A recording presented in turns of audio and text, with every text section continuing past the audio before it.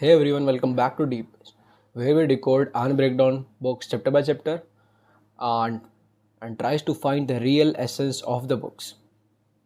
And today we are talking about chapter 3 of Psychology of Money, which is Never Enough. And this chapter raises a very important and the relevant question, which is how much money is enough for us, or and also why do we always feel that we want something more? We want more and we need more. Even if you earn 1 crore or just an average salary, the feeling of wanting something or the feeling of never enough is always exists in the human nature, and we try to decode this human nature through this book. Morgan Housel gave two great examples to understand this mindset better. Rajat Gupta, a billionaire businessman, Harvard graduate, World Bank executive. He has everything, but due to insider trading, he has to go to the jail. For what? He wanted more. He wanted more.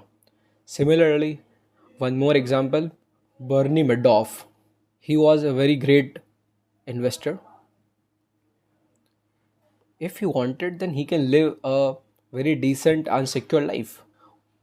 But greed forces him to do a $65 billion scam, and the story ends in the imprisonment. Then the question arises is, these both has everything, then why they wanted more? And this is due to human behavior and human psychology.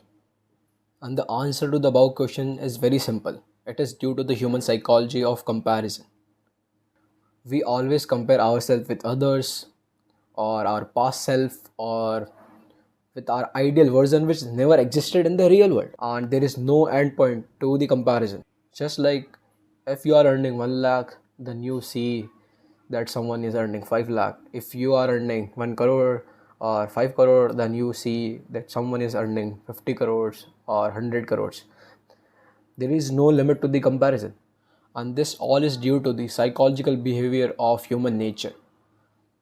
We see the results of others and try to think that why I didn't reach there, or why I didn't get these things. And in the chapter 2 we just uh, learned about that the role of luck and the risk in the human life, in every aspect of the human life. In the book, I find a very interesting line, a very strong line about life or about hardest skills of life.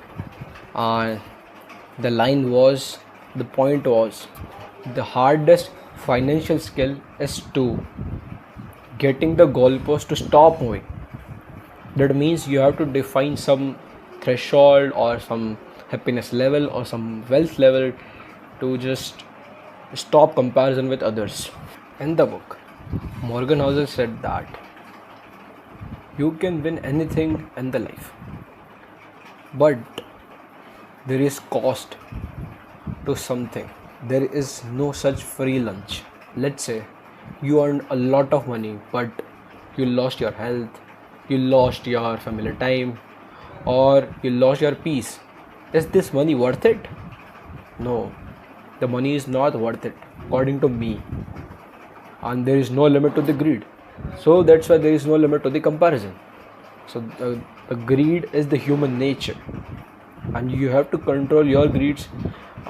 Just like you can't eat too much in a day, or you can't drink too much. We have to define our limits. Like you can't drink 10 to 15 liters a day. There is a limit of 2 to 3 or 3 to 4, which is fine. Similarly, we have to define our threshold levels, and we have to think about that whatever the goal we have defined, or the whatever the threshold we have defined, and we have to understand that what cost it would recur, so that we can understand it. So we should know that what the cost. We should understand that what's the cost to reach that goal. If you are losing your health, if you are losing your peace, that doesn't mean that the goal means that your goal is not up to the mark, or the goal is not for you.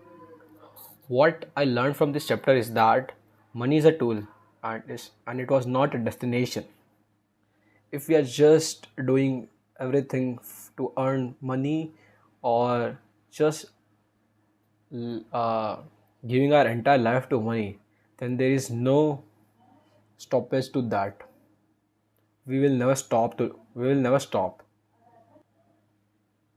And I am also thinking sometimes that just earn some more and then I will relax. And now after reading this chapter, I decide that this much is enough for me and this much is sufficient for me, and everything else will be I will consider everything else as a bonus. And this mindset gives me some relief and some peace, some happiness. So shift your mindset. There are some simple and powerful tools. uh, Always practice gratitude every day.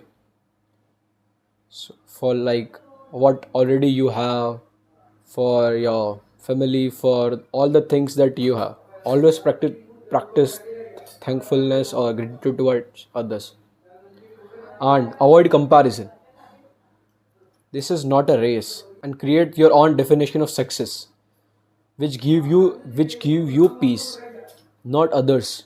So create your own definition of success. Don't make your money master of your own life. You are the master of your life, and your money is the slave of you. So make your money your slave, not your master. And Morgan Housel said that there is no reason there is no reason to risk what you have and need for what you don't have and you don't need. Okay. So this was chapter 3 of Psychology of Money. And what do you feel or what do you think about the most powerful insight according to you? And just comment it down. Let me know. If you find this video helpful, like it, share it, subscribe to DeepPage.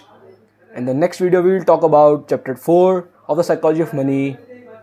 Until then, this is HK. Keep reading, keep learning, keep growing. See you soon.